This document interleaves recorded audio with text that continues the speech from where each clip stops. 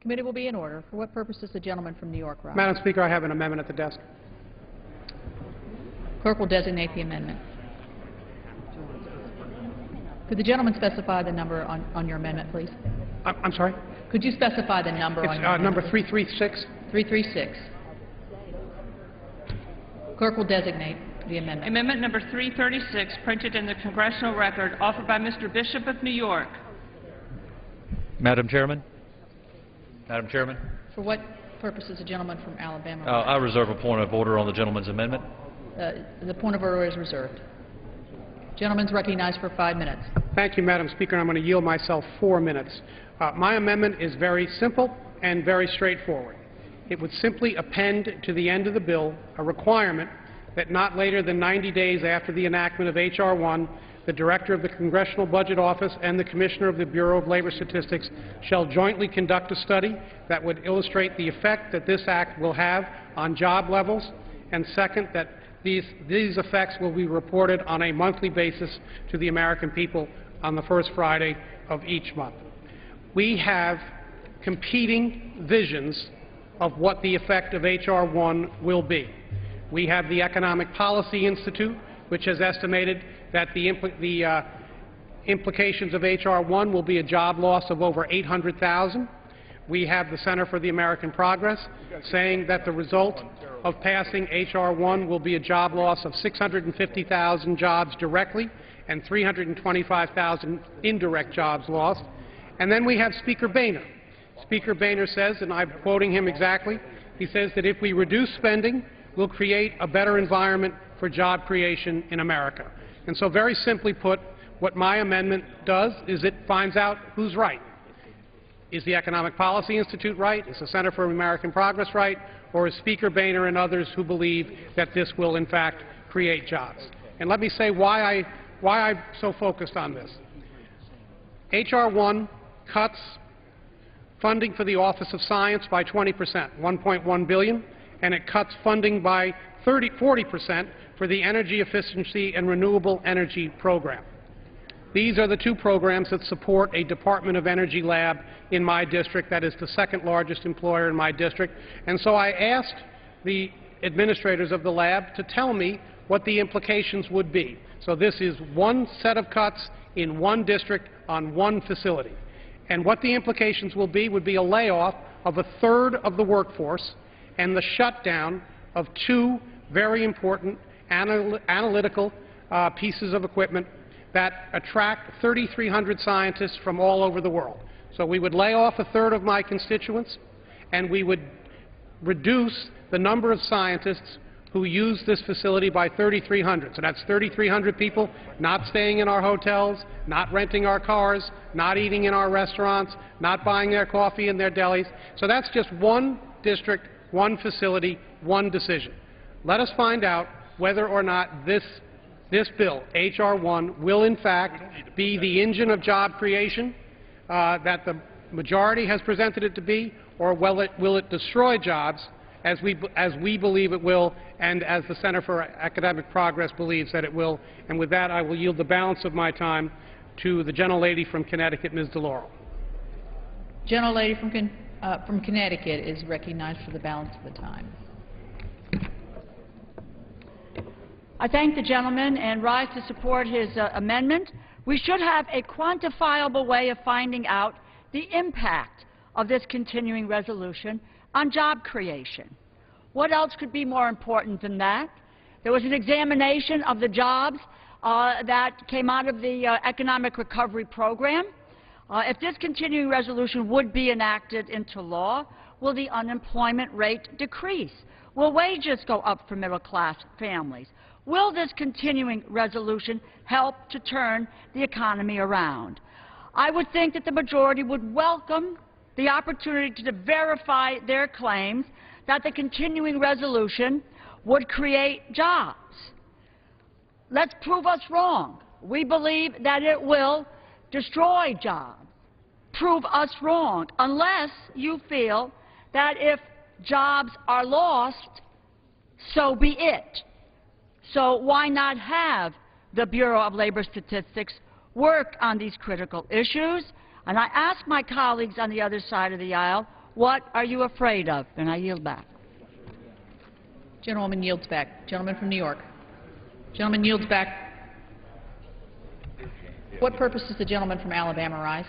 Madam Chairman, I make a point of order against the amendment because it proposes to change existing law and constitutes legislation in an appropriation bill and therefore violates Clause 2 of Rule 21. The rule states in pertinent part, an amendment to a general appropriation shall not be in order if changing existing law. The amendment imposes additional duties. I ask for ruling of the Chair. Any other member wish to address the point of order? Madam Speaker, may I? Gentleman is recognized. Thank you, Madam Speaker. And Madam Speaker, I am prepared to accept your ruling on the point of order, but I would like to make this comment. And the comment is, why would you not want to have the information that this amendment would elicit? It's very important information. We all know that our actions have consequences. We all know that the Republican leadership promised us the most transparent Congress in history. Gentleman, the Chair is prepared to rule. The gentleman is not addressing the point of order. The Chair finds that this amendment imposes new duties. The amendment, therefore, constitutes legislation in violation of Clause 2 of Rule 21. The point of order is sustained, and the amendment is not in order. Purpose does the gentleman from Kentucky rise? Madam Chairman, I move the committee do now rise. Question is on the motion to rise. All those in favor say aye. All those opposed, no. The ayes have it. The motion is agreed to. The committee will rise.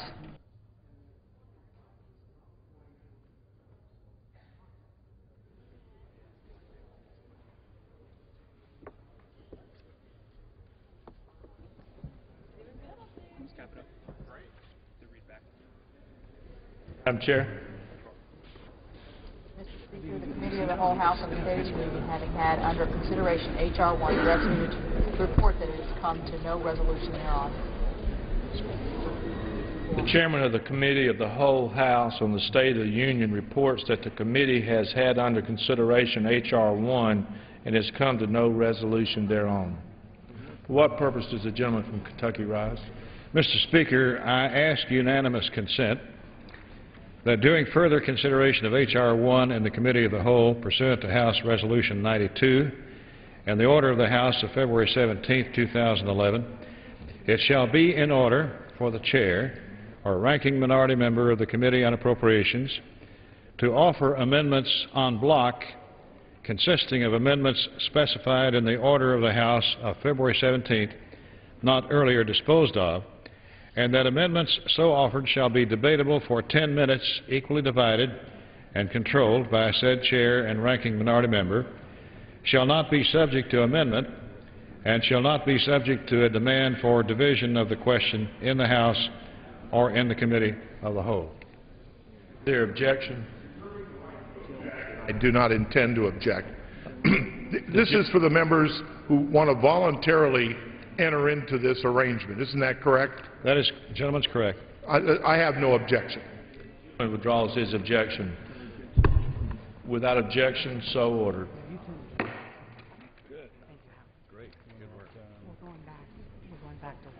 Pursuant to House Resolution 92 and Rule 18, the Chair declares the House and the Committee of the Whole on the State of the Union for the further consideration of H.R. 1. Will a gentlewoman from West Virginia, Ms. Capito, kindly resume the chair? Okay.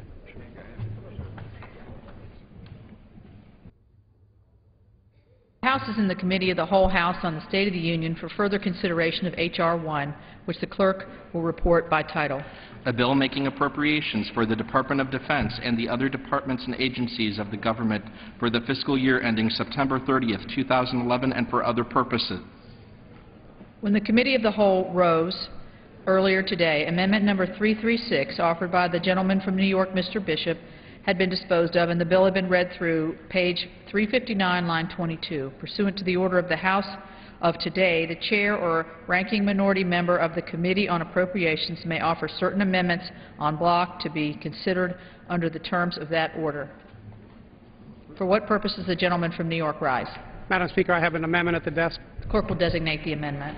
Amendment number 414, printed in the Congressional Record, offered by Mr. Bishop of New York. Pursuant to the order of the House of February 17, 2011, the gentleman from New York, Mr. Bishop, and a member opposed, each will control 5 minutes. The chair recognizes the gentleman from New York. Thank you, Madam Speaker. I yield myself 3 minutes. Gentleman is recognized. Thank you. My amendment is very straightforward. It would simply stipulate that none of the funds available in this Act may be used to further the construction of the National Bio and Agro Defense Facility in Manhattan, Kansas, commonly referred to as NBAF. NBAF, in my view, is a government boondoggle that anyone concerned about fiscally responsible behavior should want to see stopped. Anyone who's concerned about fiscally responsible behavior should be supporting my amendment. Here are the facts. NBAF was originally estimated to cost $451 million. Current estimates are that the cost will be in excess of $915 million. The Department of Homeland Security has consistently stated that the sale of Plum Island in my district would cover the cost of NBAF. This is not even remotely accurate. Any reasonable estimate of the cost of Plum Island will be no better than $80 million. Why should the American taxpayer invest $1 billion in this project with hardly any offset for a project that is essentially redundant? Now, my friends from Kansas, and I certainly understand their interest, have criticized this amendment as constituting parochial politics. And I would say, with respect to my friends, that I don't see anything parochial about trying to shield the American taxpayer from an investment of $1 billion in a facility that we do not need. So I would urge my colleagues to support this amendment. I would urge my colleagues who are concerned about spending, and we all, every one of us in this chamber, is concerned about spending. Here's an opportunity to cut spending that we simply do not need. And with that, I will yield the balance of my time to Mr. Price of North Carolina. The gentleman from North Carolina is recognized. Madam Chairman, I commend the gentleman from New York for raising this issue, and I thank him for the time. As he knows, I've had a long-standing concern about the decision to relocate the National Bio and Agro Defense Facility to the mainland without a comprehensive and validated strategy to prevent the release of harmful pathogens into the community. When I was chairman of the subcommittee overseeing appropriations for the Department of Homeland Security, I championed a requirement that prohibited the use of funds in fiscal 2010 for NBAF construction until a site-specific risk assessment was completed and the results were validated by the National Academy of Sciences. This work was completed last November, and the results were somewhat disconcerting with respect to the possible release of foot and mouth disease. Now, the Department of Homeland Security believes that this risk is exaggerated and does not take into account planned mitigation strategies. So I appreciate the language in the continuing resolution that requires a revised risk assessment once the facility is 50% designed, and that this assessment be again reviewed by the National Academy of Sciences. This is good oversight. But this must be done before DHS can responsibly provide construction funding for NBAF. I would prefer to condition funds on completion of this additional oversight. However, I also recognize that there are no funds in the underlying CR for NBAF in fiscal 2011, making such a conditioning of funds unnecessary. Therefore, I have no objection to my friend from New York's approach, and I yield the balance of my time. Gentleman yields back. For what purpose does the gentleman from Alabama rise? Madam Chairman, I rise in opposition to the amendment. There is a broad consensus. The gentleman is recognized for 5 minutes. Thank you, Madam Chairman. There is broad consensus that construction and eventual operation of this facility is crucial to our national security. This language that we've included in the CR will help ensure that we get this project done while existing firm oversight and risk costs are being considered. We have included rigorous oversight language in the CR requiring the science and technology to revise its risk analysis once it is completed 50% of the design planning of the facility, at which time it will have fully incorporated the Department's planned biosafety security measures. The CR also provides for the National Security of Sciences to review the revised analysis. At this point, I would like to recognize the gentlelady from Kansas for 2 minutes. The gentlelady from Kansas is recognized for 2 minutes. Thank you, Madam Chair, and I thank the gentleman for yielding. In 2009, after an exhaustive 3-year review, the Department of Homeland Security chose Manhattan, Kansas as the site for the new National Bio and Agro Defense Facility. NBAF will be a cutting-edge research facility and it will accelerate our nation's ability to protect ourselves, our food supply, and our economy from biological threats. It will become the world's premier animal health research facility and further solidify our nation's place as the international leader in animal health research. NBAF has the support of both the Bush and Obama administrations. In fact, this week, President Obama included $150 million in his budget to begin its construction. This inclusion shows a commitment from the President and Secretary Napolitano to see that this cutting-edge facility moves forward as planned so we can safely conduct critical research to develop vaccines and countermeasures in order to protect the public and our livestock from the threats of devastating disease. Simply put, this debate should be about our national security, not parochial politics. In this age of uncertainty and global threats, conducting vital research to protect our nation could not be more crucial. And the truth of the matter is we are dangerously underprotected from the threat of a biological attack against our people and food. In fact, the Bipartisan Commission on the Prevention of Weapons of Mass Destruction, Proliferation, and Terrorism recently issued a report card that gave the federal government a failing grade for efforts to prevent a biological attack. We need to protect our food and our families from danger. We need to stay on the cutting edge of this research field. Our security is at risk, and delaying this project further because the gentleman from New York would prefer to preserve a stunningly outdated lab that just happens to be in his district is not an option. We need to move forward. We need NBAF. I urge my colleagues to vote against this destructive amendment. I yield back. Madam Chair, at this point I'd like to yield 1 minute to the gentleman from Kansas. Gentleman from Kansas is recognized for 1 minute. Thank you, Madam Chairman. I rise today in strong opposition to the Bishop Amendment. Reports indicate that the most imminent critical threat to our nation's homeland security is a biological attack that could result in a serious food crisis brought on by disease spread by terrorists hoping to infect cattle and our other livestock in the agriculture production in this country. Simply put, the results could be devastating. The National Bio and Agro Defense Facility is a safe, secure, agricultural and biocontainment lab and is the proper facility to research and protect American agriculture from the threats that exist from both foreign and abroad from agricultural bioterrorism. I ask my colleagues today to join me in an effort to oppose the Bishop Amendment that would turn back the clock on our efforts to combat biological terrorism and save the country no money in the name of stopping this very worthy project. Thank you, Madam Chairman. I yield back my time. Chair, let me just say again that there is broad consensus that the construction of the eventual operation of this facility is crucial to national security. This amendment reflects a well-crafted, stringent oversight requirement that was developed on a bipartisan basis with the ranking member of this subcommittee. So I urge my colleagues to oppose this amendment, and I reserve the balance of my time. Gentleman reserves. The gentleman from New York has yielded back his time. Does the gentleman from Alabama yield his time? I yield back. Yield back. The question is on the amendment offered by the gentleman from New York. Those in favor say aye. Those opposed, no. The opinion of the chair, the noes have it. Madam Speaker, on that I request a recorded vote. Pursuant to Clause 6 of Rule 18, further proceedings on the amendment offered by the gentleman from New York will be postponed. Purposes the gentleman from California rise. Madam Chairwoman, I have an amendment at the desk number 519. Clerk will designate the amendment.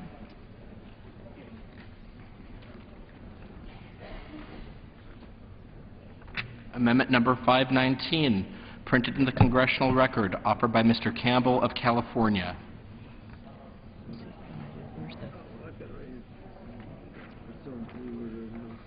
Pursuant to the order of the House of February 17, 2011, the gentleman from California, Mr. Campbell, and a member opposed will each control 5 minutes. The chair recognizes the gentleman from California. Thank you, Madam Chairwoman. I will yield myself as much time as I may consume. Gentleman's recognized. Thank you. Madam Chairwoman, Secretary Gates and Secretary Clinton have said that our debt is a national security issue. And indeed it is. They are correct. And when you look at our debt, it is a function of multiple deficits, and the largest spending item we have in the federal government are the entitlements. But number 2 is defense. We cannot reduce our deficit substantially and deal with our debt problem without reducing the costs of our number 1 and number 2 expenses. This amendment deals with number 2, the Departments of Defense and the Department of Homeland Security. In the bill before us, those departments have a roughly 1% increase in spending. We're trying to reduce the deficit here, and we have increased defense and homeland security. What this amendment would do is turn that 1% increase into a roughly 2.5% decrease in spending. Now, it is across the board, although it does not affect overseas contingency operations. The wars in Iraq and Afghanistan will be unaffected. However, the opposition will come up in a moment and decry how this is somehow going to devastate the country and make us unable to defend ourselves. I submit that that is not the case, and let me give you a few reasons. First of all, this funding is 98% of last year's funding. Any organization, including the Departments of Defense and Homeland Security, ought to be able to complete their mission and serve their constituencies for 98% of last year's costs. Second, there are 755,000 civilian employees in the Department of Defense. That is 1 civilian employee for every 2 uniformed personnel. Do we really need that many civilian employees in the Department of Defense? 3, there are many weapon systems funded in the Defense Department which the Defense Department does not want. They are there because of influential members of Congress who have put them in. Defense has always been the most earmarked section of the entire budget. 4, there are many items in defense that are unrelated to defense. Spenders in this House have figured out that if they put unrelated spending, environmental spending, medical research, other things in the Department of Defense, it will be shielded from being reduced. And that should not be the case. And third, since 2006, defense spending has increased by 32% in a period of almost no inflation, while the war in Iraq was winding down. Madam Chairwoman, we must learn how to defend this country for less. And we can do that. There are plenty of things we can do. Madam Chairwoman, we need to defend our country against vulnerabilities. But our debt, which is now 47% held by foreigners, and that percentage is increasing, is a greater threat to the security of this country than any aircraft carrier. It is a greater threat than any military force out there. And we have to deal with that. And we can't deal with it, we can't deal with this debt unless we include the large spending in the Departments of Defense and Homeland Security and defend this country for less. I would reserve the balance of my time. The gentleman reserves the balance of his time. Who seeks time? For what purpose does the gentleman from Alabama rise? Madam Chair, I rise in strong opposition to this amendment. The CR that we are debating here and have been for the last couple of days strikes the right balance between sustaining programs that are crucial to our nation's security and keeping our discretionary spending in check. This CR doesn't make a choice between fiscal discipline and security. It does both, and it does so in a responsible manner. In fact, the CR significantly reduces the funding available to the Department of Homeland Security by more than $1 billion and fully pays for FEMA's $1.6 billion disaster relief shortfall. Madam Chair, this CR attempts to carefully cut the fat out of the Department of Homeland Security and does so in a way that does not harm vital security operations. The gentleman's amendment cuts everything across the department, and that is both unnecessary and potentially harmful, especially at a time of heightened threats and terrorist activity. At this point, I would like to yield 1 minute to the gentleman from Washington, Mr. Dix. Gentleman from Washington is recognized for 1 minute. I rise in strong opposition to this amendment. The Department of Defense was not spared from cuts. The bill already slashes $15 billion from the President's request for FY11. This amendment would take it down another $18 billion, or $33 billion in total.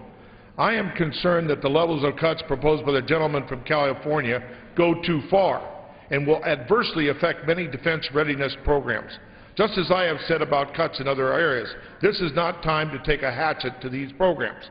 The amendment would cause DoD to terminate contracts, which will in turn force companies to lay off employees. Defense spending cannot, of course, be justified simply by jobs.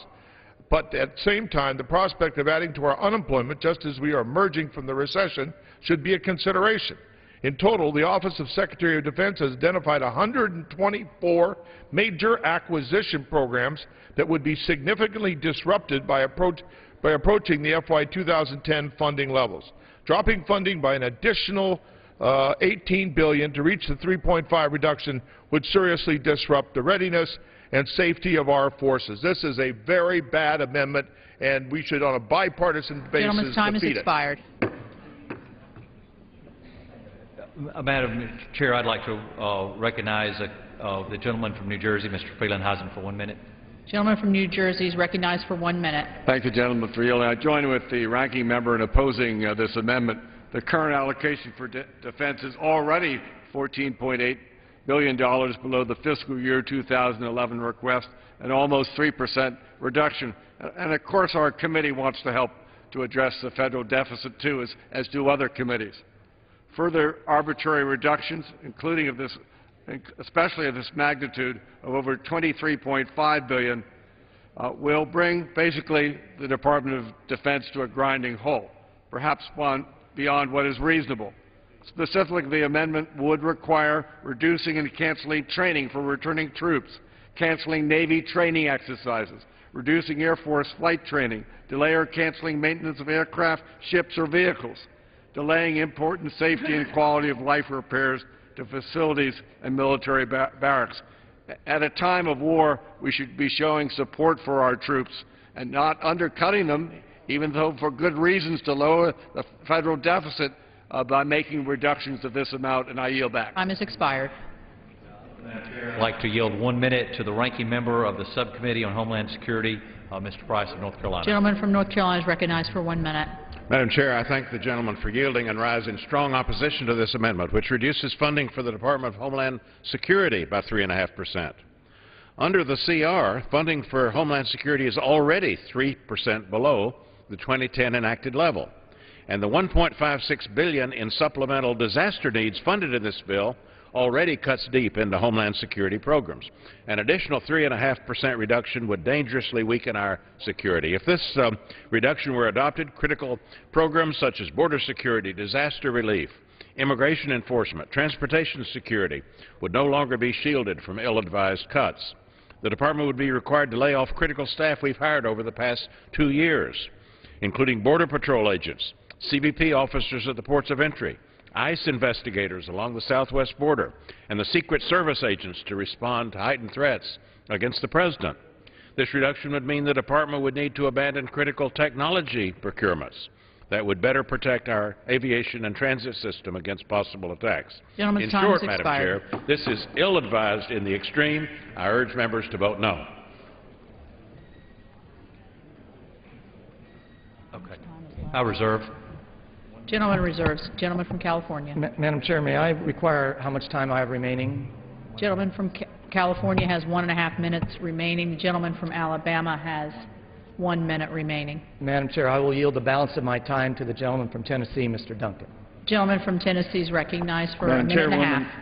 Madam Chairwoman, I thank the gentleman from California for yielding me this time. And first, I would like to commend Chairman Rogers and his staff because I'm sure they've tried to do as much as they thought they possibly could and what would get through the Senate. But I rise at this time to especially commend the gentleman from California, Mr. Campbell, for making what I consider to be a very courageous amendment.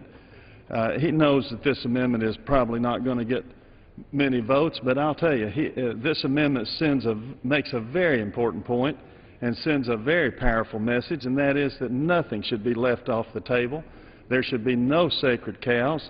As he has pointed out, as the gentleman from California has pointed out, the Pentagon actually receives an increase under this bill. But we can no longer afford to have higher military spending than all the other nations of the world combined.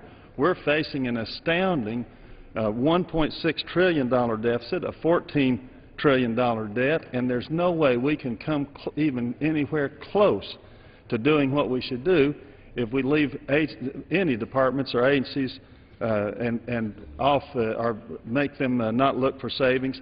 The President's Commission on the Debt said that very thing. They said that the Pentagon was going to have to look for savings. And as far as Homeland Security, the Wall Street Journal had an editorial that they noticed that we were voting for almost anything and everything if it had the word security attached, and they said from now on we should give 4 times the weight and twice the scrutiny to anything that had the word security. Gentleman's time has expired.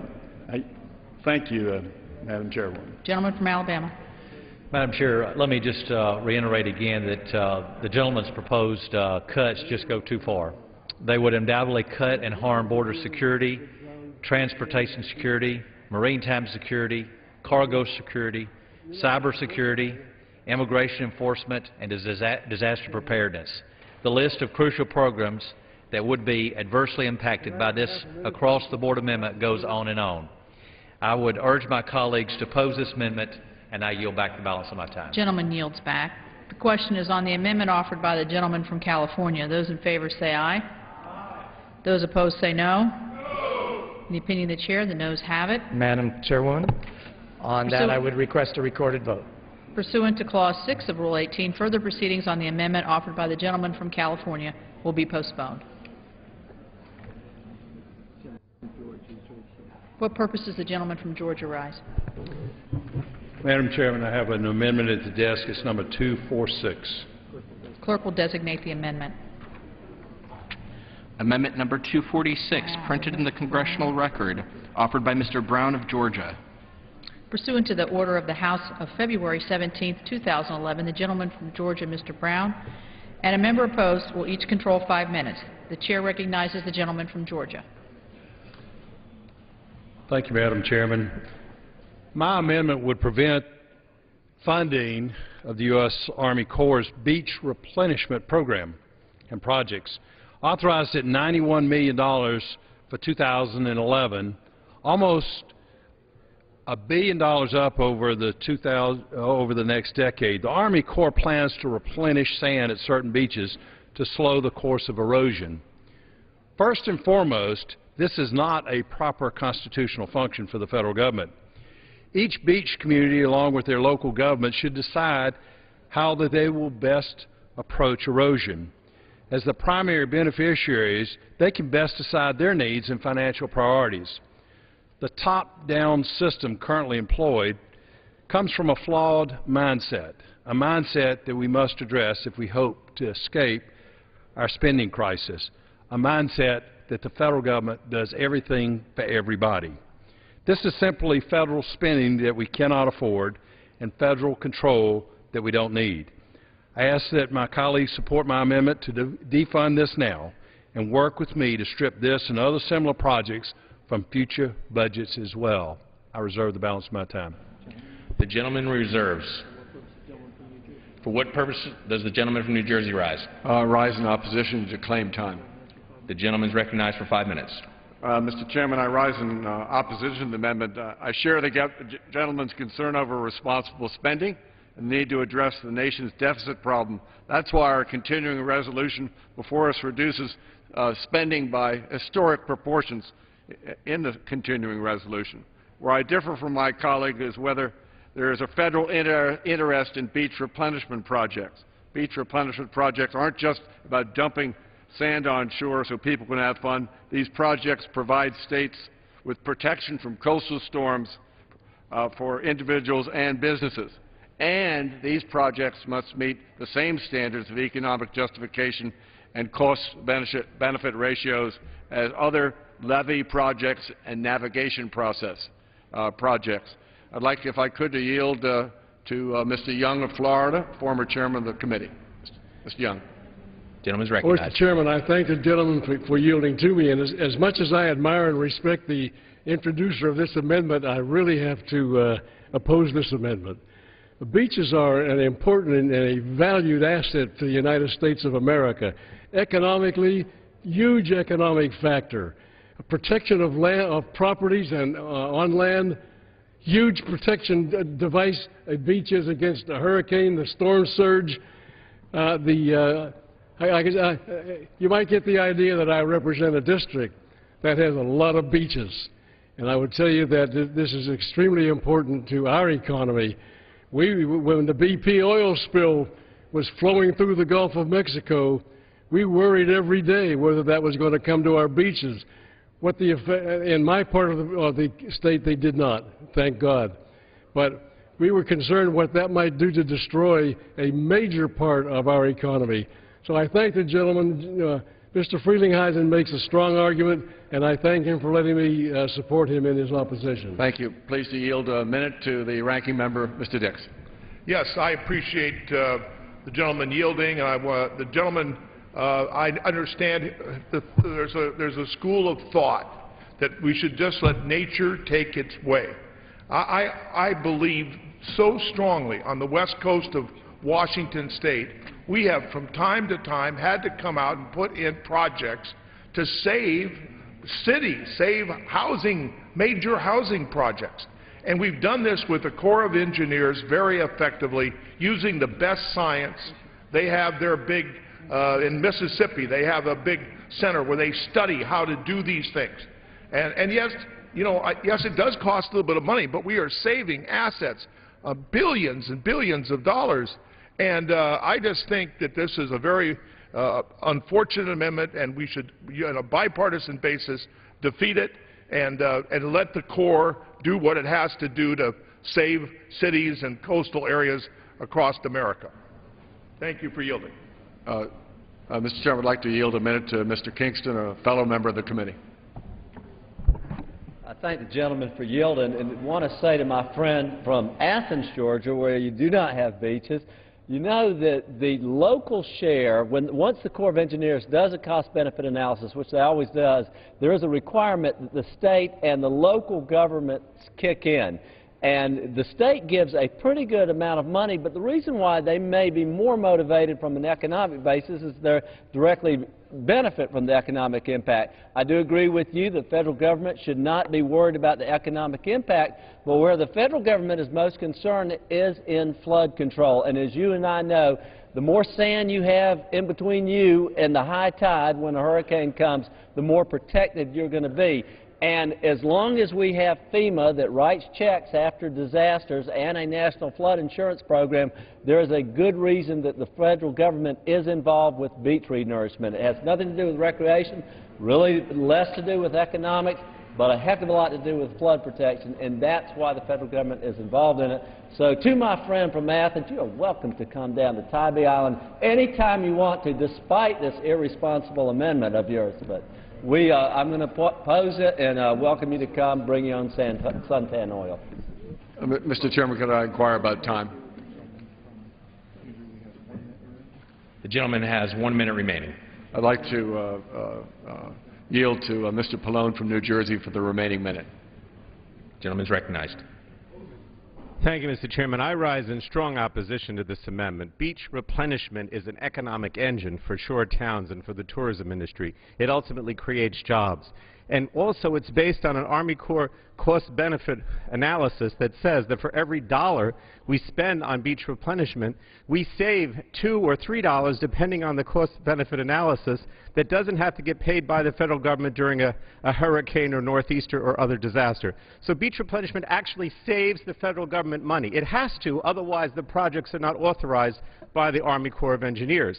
In addition to that, there is no way that local municipalities would be able to afford to do this. Many of them are very small. They have a few thousand people. I use my own state of New Jersey as an example. So you would be cutting off any kind of beach replenishment, any kind of protection in the event of the storm, and ultimately having to pay out those dollars in FEMA down the road. Makes no sense. This is actually something that will cost the federal government money over the long run, and it's very ill-advised for that reason alone. I yield back. Gentleman's time has expired. Gentleman from Georgia is recognized, and the gentleman has 4 minutes remaining. Mr. Chairman, I love beaches at Tybee Island, and my friend from Florida's beaches, as well as my friend from Washington's beaches, as well as my friend from Oregon's beaches. In these hard economic times, I think it's just absolutely incredible that we're spending this kind of money, almost $1 billion over the next 10 years just for beach replenishment, and I'd like to yield a minute of time to my friend from Oregon. The gentleman is recognized. I appreciate the gentleman's courtesy in permitting me to speak on this, and he's raising an issue that I think is sensitive and frankly deserves far more consideration than it has been given by this Congress. There is great debate, frankly, about the science of artificial beach construction. Part of the concern about the cycle of the federal government routinely bailing people out is, in fact, some locational decisions in the first place. The cost allocation can be quite variable. There have been real questions about some of the projects that have been dictated. In fact, in one instance, actually a Corps of Engineer item on artificial beach replacement embedded in a reauthorization is one of the biggest public works projects over the course of 50 years and really didn't get the scrutiny. Now, whether you think extreme weather events are part of climate change or are caused by humans, or whether it's part of a natural cycle of weather, the gentleman is spotlighting a very significant long-term federal. May I have 20 more seconds? I yield the gentleman another minute. The gentleman is recognized for 1 minute. Is highlighting a very important area of federal responsibility. If we're not careful, the taxpayer could be on the hook for a great deal more money. In some cases, that the beaches in question aren't even available to the public. And the concern about some of the artificial beach construction techniques of fortification and putting sand actually deflects the problems further along the coast and can actually create more problems in other places and make them more severe. So I appreciate the gentleman putting the spotlight on this. I think it is important that every member of Congress look at the history of these projects, the long-term obligation, and look for ways that we might be able to do this in a way that's more fiscally responsible and environmentally sensitive. And I thank him for the time. Well, I thank the gentleman for weighing in on this. Certainly the science is questionable, as a lot of science is questionable, the policy that we generate. But it's also fiscally irresponsible, I think, to spend this kind of money. And so I hope that my colleagues will support this common sense, fiscally responsible amendment and vote for my amendment. And with that, I'll yield back, Mr. Chairman. The gentleman yields back. The question is on the amendment offered by the gentleman from Georgia. Those in favor say aye. Those opposed say no. In the opinion of the chairs, the noes have it, and the amendment is not agreed to. Mr. Chairman. For what purpose does the gentleman seek recognition? I ask for yeas and nays. The gentleman asks for recorded vote. Yes, I ask for recorded vote. Pursuant to Clause 6 of Rule 18, further proceedings on the amendment offered by the gentleman from Georgia will be postponed. For what purposes the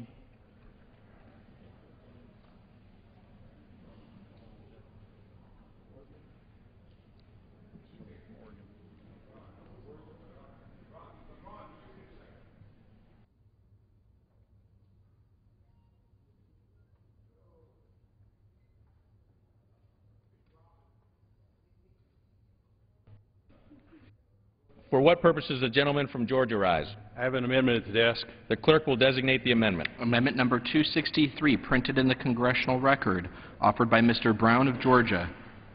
Pursuant to the House on February 17, 2011, the gentleman from Georgia, a member opposed, each will control 5 minutes. The chair recognizes the gentleman from Georgia for 5 minutes.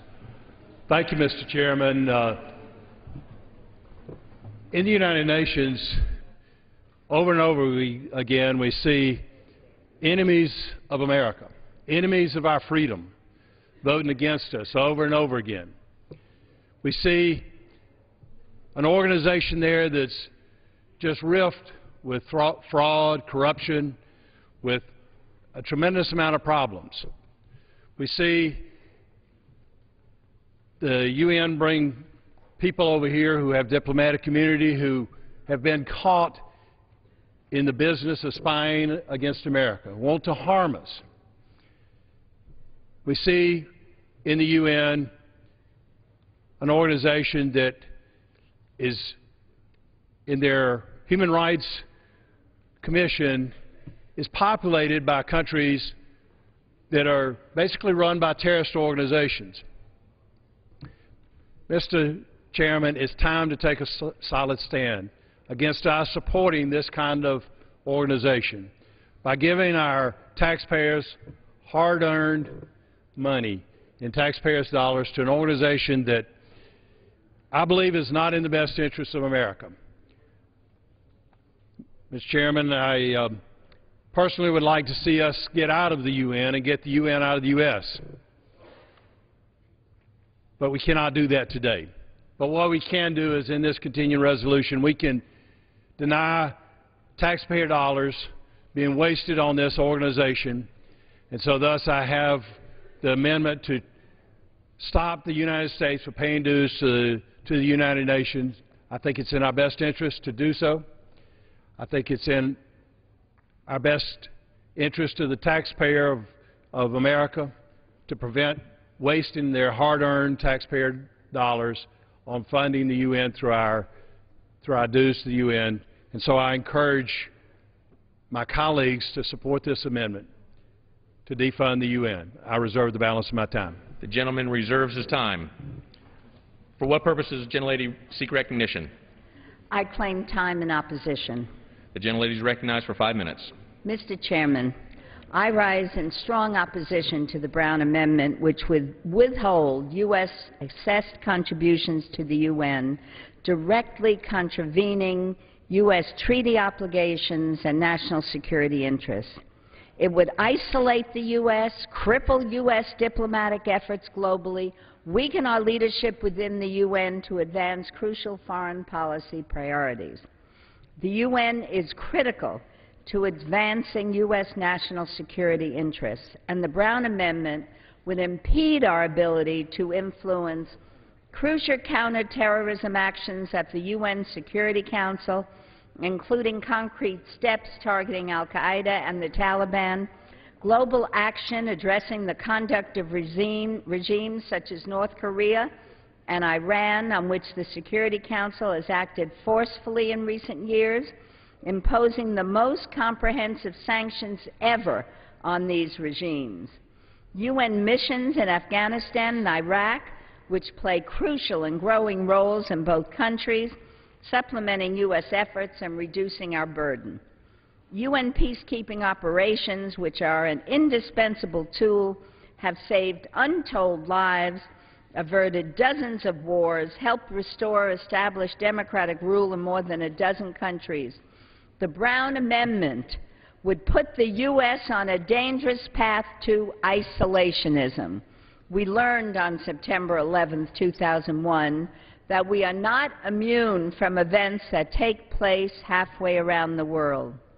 There are enormous challenges that we all must face together, and the United States cannot close its borders and think that we can protect our own security. I urge my colleagues to vote no on this amendment to effectively withdraw from the UN because it would endanger our national security. Can I yield to him? I reserve the balance of my time. The gentlelady reserves his time. The gentleman from Georgia. I continue to reserve. The gentleman from Georgia continues to reserve. I yield 1 minute to the gentlelady from Texas, Ms. Jackson Lee. The gentlelady from Texas is recognized for 1 minute. I rise to oppose the amendment. And Ms. Lowy, I want to thank you for your outstanding stewardship of American dollars as it relates to our standing in the world. I understand the gentleman's concern, but the United Nations is where you draw consensus. It is where we are able to sit at the table and ask individual countries to join with us for what democracy means. As you watch the rising crisis in the Mideast, it is the United Nations that we can draw upon to be able to emphasize democracy. As you watch the conflict in Egypt, where we've celebrated what happened, But many of you are aware of the tragedy that happened to one of our American reporters, Ms. Logan. The United Nations is where we can call upon the Egyptian government to explain themselves and to apologize, and call upon the UN ambassador from Egypt to apologize to Ms. Logan and apologize to the American people for the tragedy that happened to this woman who was doing her job, the sexual assault, the vicious sexual assault that occurred to her. It is the United Nations that we can come and ask others to accept that kind of responsibility. We need to be part of the world family. The world family is a place... Expired. The world family is a place where we can get solutions. I oppose the gentleman's amendment. Gentlelady's time has expired. Who seeks recognition? I yield 1 minute to the gentleman from Virginia, Mr. Moran. The gentleman from Virginia is recognized for 1 minute. Lady, this is the 21st century. We have to live with our neighbors. The United Nations, if it didn't exist, we would have to invent it. The fact is that even the General Government Accountability Office estimates that a UN peacekeeping force is 8 times less expensive than funding a military force. We're going to have to move to more smart power. We can't keep putting our own troops at risk trying to put out the flames that erupt all over the world. The UN does that. They don't do it perfectly, but they are an ally, and basically they're our most important ally. We've got to find a way to secure peace in the world, and ever since Woodrow Wilson came up with the League of Nations, the United Nations continues to evolve, continues to reflect our values. This is not the time to be pulling the rug out from under them. The UN represents every other nation in the world. We don't agree with all of them, but we have more influence in the United Nations than any other nation in the world. We ought to have that influence, but the UN overall reflects our values. Let's work with them. If we didn't have them, we'd have to invent them for our interest. This is not the right amendment. This amendment should be defeated. And I thank the chair lady. The gentleman's time has expired. Who seeks recognition? Who seeks recognition? The gentleman from Georgia is recognized. I yield to the gentleman from Georgia, Mr. Kingston. I'm sitting here hearing what a wonderful organization the UN is, and I can't help but wonder, where the heck were they during Rwanda? Where were they? And I'd love to yield the floor to anybody else. You know that was the most miserable failure in genocide that the world has seen in modern times. Where was the UN? And we all know they were absolutely nowhere. 800,000 people killed, slaughtered, an absolute genocide, and they went from, I think, April until July 6th. 800,000 people killed with machetes on the street, and the UN spent the whole 3-4 months debating the definition of genocide. The UN is not there when you need them. The UN spends lots of time condemning Israel, lots of time when anti-United States jabs. They aren't being helpful so far that I can see on Egypt, Tunisia, Yemen, or anywhere else in the Middle East where the pot seems to be boiling over. But I just remember so vividly genocide in Rwanda and the UN not being there. And I would suggest to people, and you know, we all want to read books, Hotel Rwanda, read the book. We regret to inform you, but tonight they're coming for our children about the genocide in Rwanda. There's lots of books, and it's well documented on how absolutely worthless the UN was. And I yield back to my friend. I thank the gentleman for yielding, and I reserve the balance of my time. The gentleman reserves his time. The May I ask the chair how much time we have remaining? The gentlelady has 1 minute remaining. And the gentleman from Georgia Thank you. has a minute and a half. The gentlelady is recognized. Thank you, Mr. Chairman. I just want to make it very clear that none of us are making a statement that the UN can solve all the problems in the world, but I want to reiterate again a comment that my good friend Mr. Moran made. If we are going to put a cocoon around our country and operate in isolation, we will be less successful in dealing with the extraordinary challenges that we are facing today.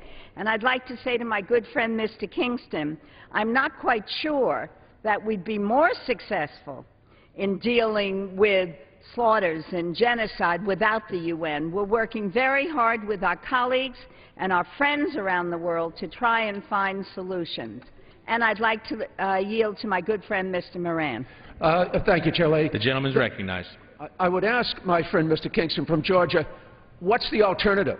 Should we have gone into Rwanda? The UN was an abysmal failure, but where was the United States? And if we didn't have the United Nations, the United States would be asked to carry that themselves. We can't be the world's policeman. The gentlelady's time has expired. The gentleman from Georgia. Thank you, Mr. Chairman. I'm not an isolationist, but the UN has been a dismal failure. We need to stop throwing our money down a rat hole. It's not dependent on us to keep the world safe. In fact, we with our allies all across this globe can do what's necessary far more efficiently without the wasting of American taxpayers' dollars in trying to foster democracy, to foster human rights, to foster women's rights, all across the world stage. Continuing to pour money into the UN is not going to do anything except for keep a group of people who are in power there, who go against us as we try to stand firm for Israel, as we try to stand firm for world peace and democracy. Our efforts are thwarted through the UN. In fact, they want to take the UN governance and apply it to every American citizen. This is not in our best interest. It's a waste of taxpayers' dollars. It is totally ineffective, as my good friend from Georgia has said, in Rwanda and many other cases. It's time for us to stop funding this inefficient organization that's not in our best interest. I encourage my colleagues to support this amendment. I yield back. The gentleman's time has expired. The question is on the amendment offered by the gentleman from Georgia. Those in favor say aye. Aye. Those opposed say no. No. In the opinion of the chairs, the noes have it. The amendment is not agreed to. The gentleman from Georgia. Ask for a recorded vote. Pursuant to Clause 6 of Rule 18, further proceedings on the amendment offered by the gentleman from Georgia will be postponed. For what purpose does the gentleman from Oregon rise? Mr. Chairman, I have an amendment at the desk. The clerk will designate the amendment.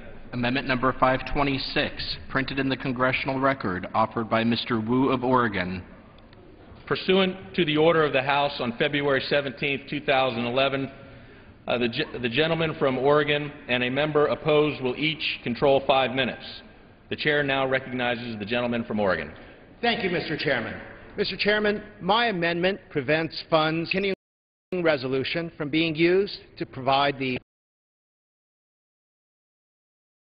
or FERC with exclusive authority to site, construct, expand, or operate an LNG terminal. Simply put, it ends overbearing federal regulation and gives local government and private property owners a say in LNG siting. This is a states' rights issue. FERC's overbearing, overbroad federal regulatory structure is preventing states and local communities from having any input, let alone decision-making authority over use of local property.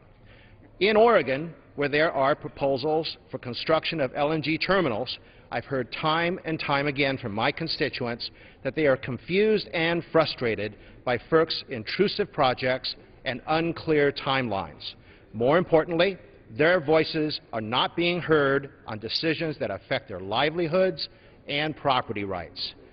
FERC has demonstrated in Oregon that it is unwilling to responsibly regulate LNG and is deaf to the needs and concerns of our citizens and communities. Defunding FERC's exclusive approval authority over LNG projects is a crucial first step toward reestablishing a local role in the LNG siting process and is ensuring that future energy decisions better reflect local citizens' interests. And I reserve the balance of my time. The gentleman reserves his time. For what purpose does the gentleman from New Jersey rise? Mr. Chairman, I rise to claim time in opposition. The gentleman is recognized for 5 minutes. Mr. Chairman, the gentleman's amendment attempts using the appropriations bill before us to enact significant legislative changes to a prior law. The law in question, enacted by Congress in the Energy Policy Act of 2005, establishes the Federal Energy Regulatory Commission as the issuer of licenses for liquefied natural gas terminals.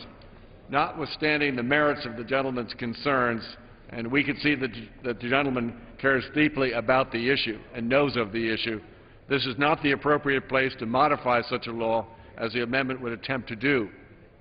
Frankly, such a broad authorizing issue warrants, suitably, a more broad discussion. We would be happy to work with the gentleman to facilitate that wider discussion at the appropriate time, on the appropriate bill, and through the appropriate committees of jurisdiction. In this regard, I yield to my ranking member, Mr. Pastor of Arizona, for the time that he may wish to consume. I want to thank the chairman for recognizing and